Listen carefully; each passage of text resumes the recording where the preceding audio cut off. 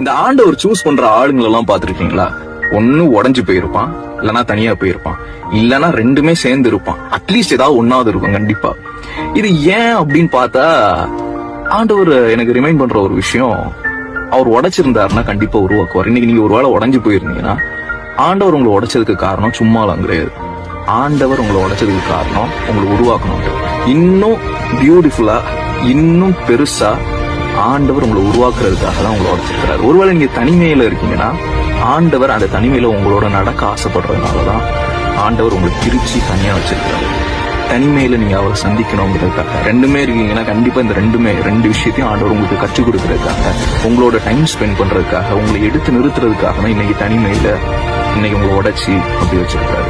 So இந்த time எல்லாமே இப்படியே தான் போகுமா அப்படின்னு நினைச்சா கண்டிப்பா இல்ல.